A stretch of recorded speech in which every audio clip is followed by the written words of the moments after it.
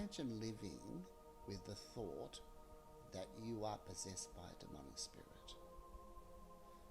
This is not good for one's mental health. Number one, don't tell a soul about this. And number two, do everything you possibly can to change this. I was one of the first in the world to actually go through a gay conversion experience. God, in the beginning, it was a fight for survival. I mean, we were being criminalised, we were being institutionalised, we were being pathologized, all these things. Exodus was started in 1976 in the US, and most people think that this is a US export.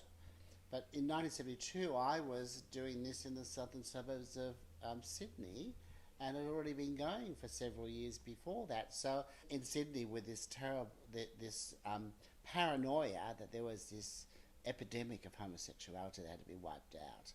So there's this desperation. In Western culture, America, Australia, New Zealand, UK, there was this concerted effort to get things back on track, morally. The moralists, the legislators, the judiciary, the politicians, everybody wanted to get everything back in line to make it normal. And to be normal meant being married to a woman and having children and being a husband and being a father. That was my goal and my treasure. And that was why there was that rise, of gay conversion, called gay conversion organisations around the world, actually. But there are some key factors that people that have been through an ex-gay program, the impacts can be, of course, the most horrendous of all is suicide. And I recently got a message on Facebook from a guy who said that when he was going through the ex-gay movement, I believe he had 16 friends, and only 5 of them are still alive today, and 1 died of natural causes, but all the rest was suicide. There's the attempts of suicide, there is mental health issues, depression, and then afterwards, PTSD is not uncommon.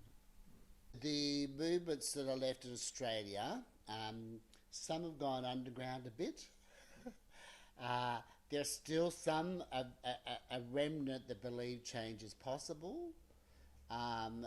The others, there's 1 or 2 which would have a celibacy model.